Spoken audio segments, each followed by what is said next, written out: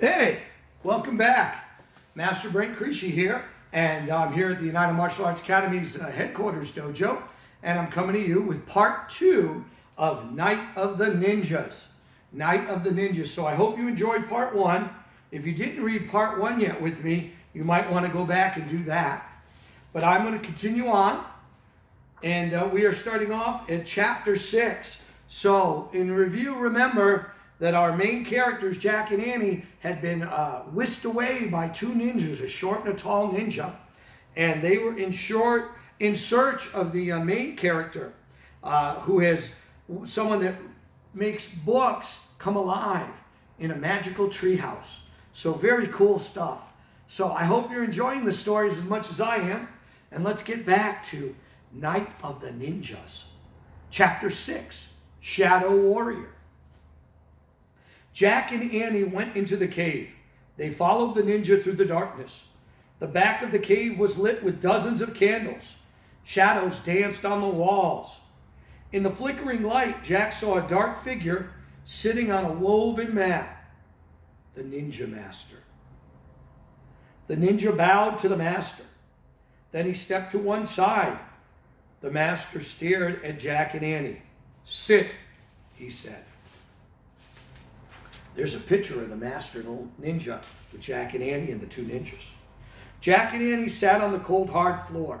Squeak! The mouse poked its head out of Annie's pocket. "It's okay, Peanut," said Annie. The master stared at the mouse for a moment. Then he looked at Jack. "Who are you?" he asked. "I'm Jack, and that's my sister, Annie," Jack answered. "Where do you come from?" the master asked. "Frog Creek, Pennsylvania," Annie answered. "Why are you here?" he asked. "We're trying to help our friend, Morgan Le Fay," said Jack. "She left us a message." Annie pointed to the short ninja. "We gave the message to him." "You mean you gave the message to her?" the ninja master said. "And she has given it to me." "She?" said Jack and Annie together. The woman's ninja's eyes sparkled. Jack thought she might be smiling. The master held up Morgan's note. "Perhaps I can help you," he said. "But you first must prove yourself worthy of my help." Just then the tall ninja appeared. He made a sign to the master. The master stood up and handed the Morgan's note to Annie. "We must go now," he said. "The samurai are close." "Samurai?" said Jack.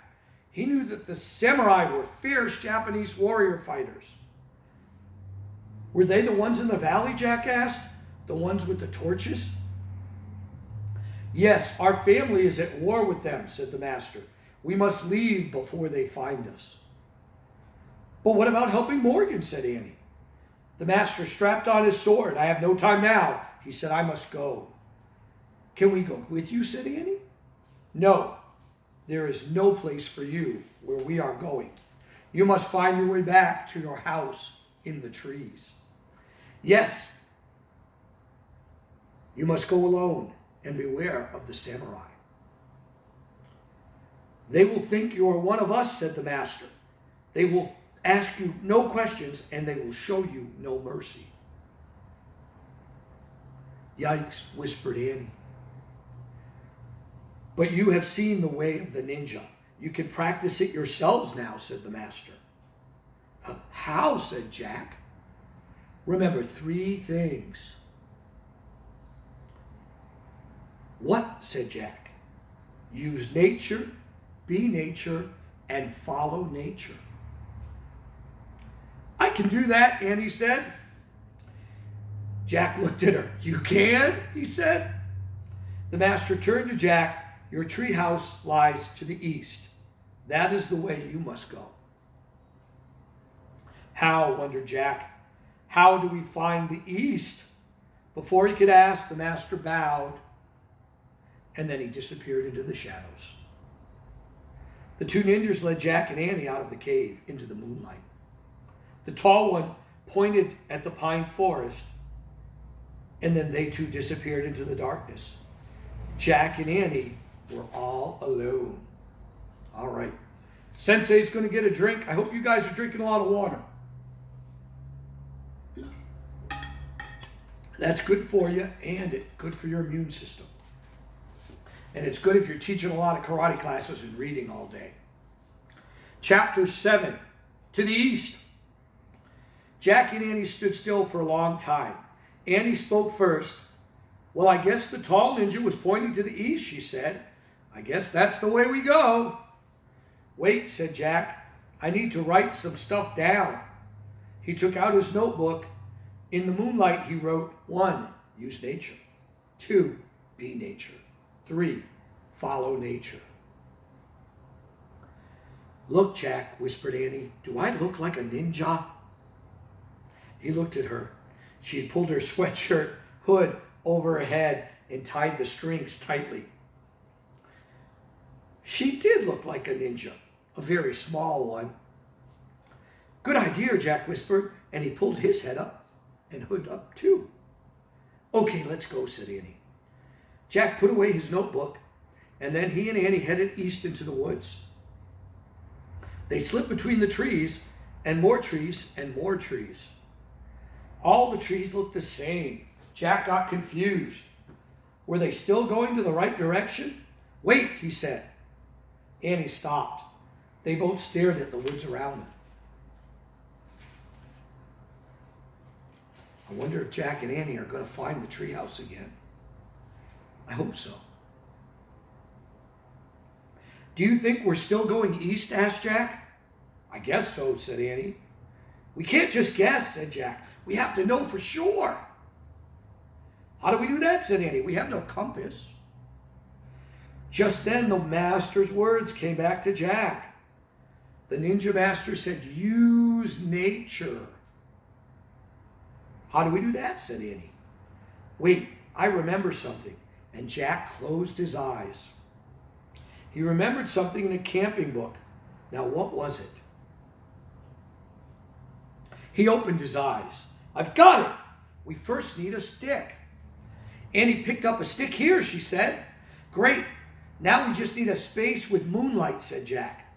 They moved into a moonlit space between the shadows. Now push the stick into the ground, Jack said. Annie pushed the stick into the ground.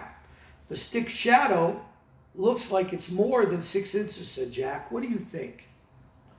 It looks like it. Okay, then that means the shadow's pointing east. Neat, said Annie. So that way is east. Jack pointed to the new direction. At least I hope it is. We're real ninjas now, said Annie. Yep, said Jack, maybe we are. Come on. And they took off, heading east. They hoped. Soon they were out of the pine woods and walking down the rocky mountainside.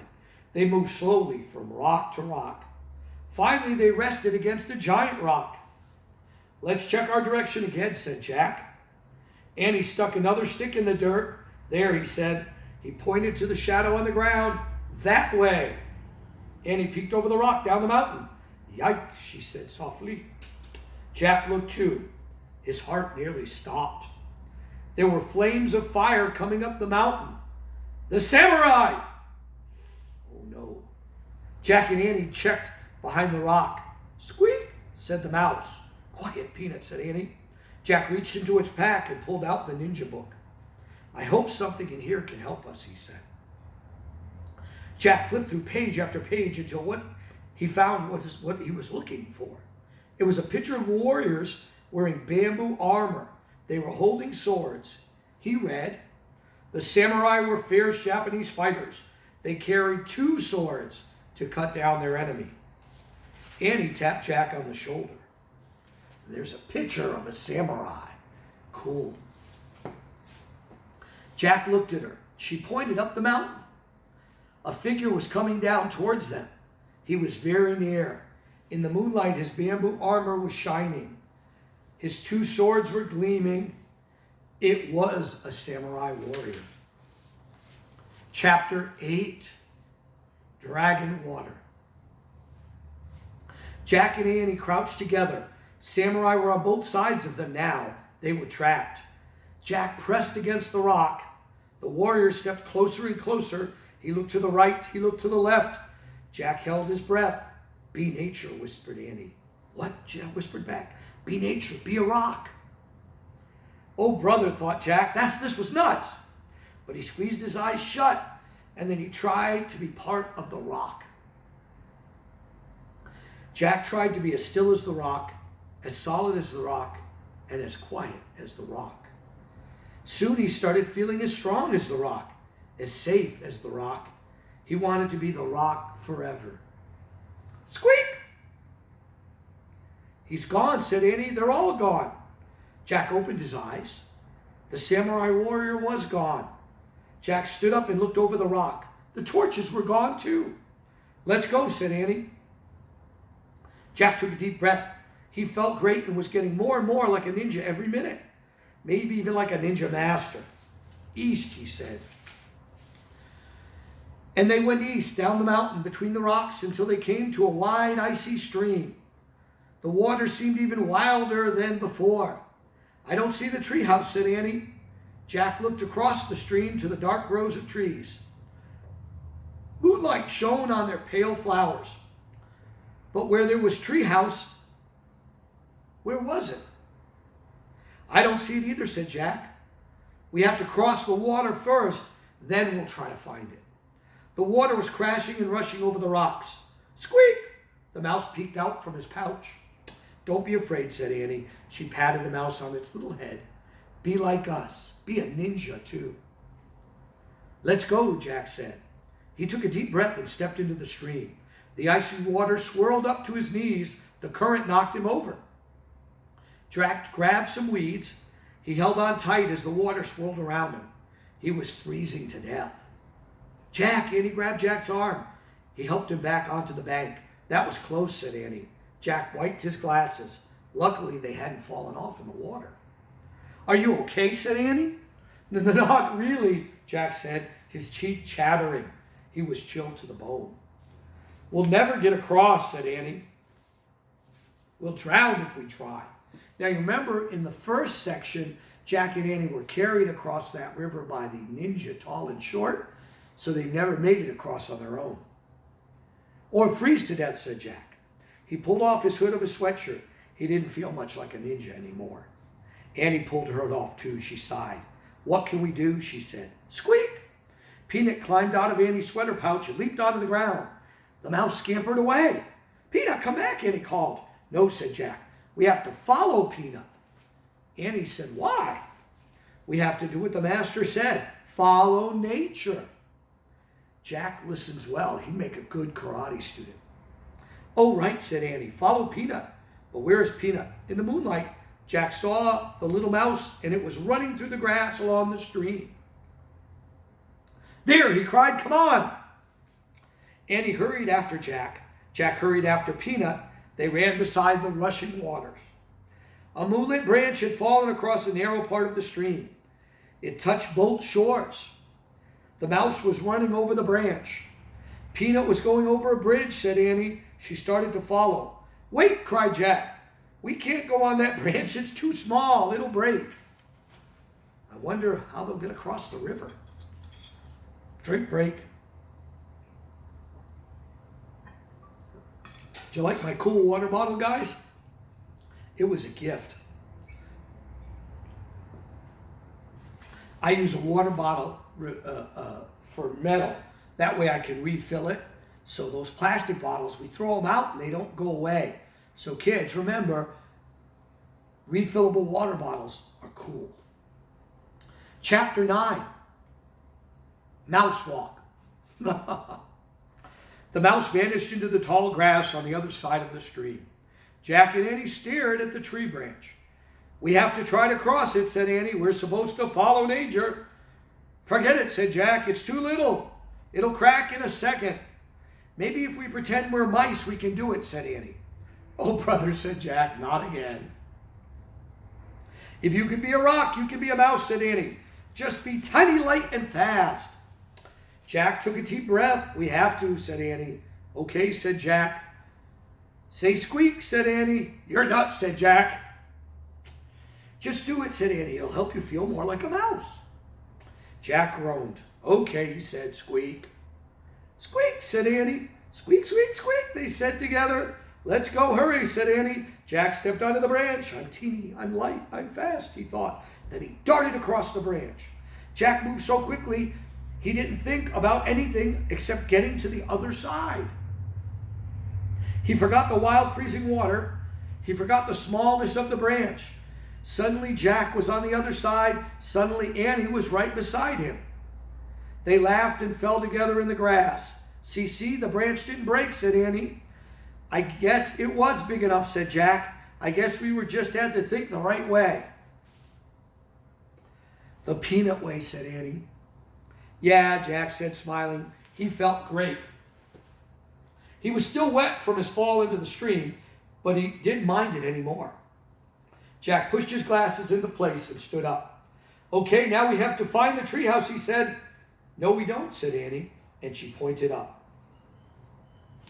The treehouse was outlined against the moonlit sky, high in a tree, surrounded by white flowers. In the distance came the sound of voices. Then Jack saw flames. The samurai are coming back, said Jack. We have to go. Where's Peanut, said Annie. We can't leave Peanut. We have to, said Jack. The voices of the samurai were getting closer, and so were their torches. The voices of the samurai got even closer. Come on, Jack said. He grabbed Annie's hand and pulled her towards the rope ladder. Oh, Jack, she said sadly. Go, go! Annie started up the rope ladder. Jack followed. He felt sad too. He liked the little mouse now. He liked it a lot. But they climbed up and up. Just before Jack got to the top, Jack heard it. Squeak! Oh, wow, cried Annie. Peanut's inside! Annie pulled herself into the treehouse. Jack followed. He gasped. Someone else was in the treehouse too. A dark figure sitting in the corner. You have done well, the figure said. It was the ninja master. You have followed the way of the ninja, he said. Oh man, breathed Jack. Squeak. The master was holding Peanut. Take good care of your little helper, he said. And he handed the mouse to Annie. Annie kissed the mouse on the tiny head. There's the ninja master with Jack, Annie, and Peanut. I love animals, if you didn't know. And take this, said the master. He held his hand out to Jack. He gave him a small round stone. This moonstone will help you find your missing friend, the master said. Jack stared at the stone. Was this one of the 4 things? You must go home now, said the master. He picked up the Pennsylvania book and handed it to Annie. Where did you find it? Asked Jack. Here, said the master. You did not see it before because your heart knew you had a mission to complete first. What about you, said Annie. Can you come with us? Yes, said Jack. We need help finding Morgan. The master smiled. No, my friends. I must stay here. There will be more help along the way, but you must find the way on your own. Annie opened up the book. She found the picture of Frog Creek. She pointed to it. I wish we could go there, she said. The wind started to blow. The white flowers started to shake. Clouds covered the moon. Remember, said the master, keep a kind heart. Then he swung silently down the rope ladder and disappeared into the dark. Wait, Jack called. There was so much more he wanted to ask the master about nature, about ninjas, about their mission. But the treehouse started to spin. It spun faster and faster. Jack gripped the stone in his hand and he squeezed his eyes tight shut. Then everything was still, absolutely still. Chapter 10. Night, Peanut. Jack opened his eyes. Then he opened his fist and stared at the moonstone in his hand.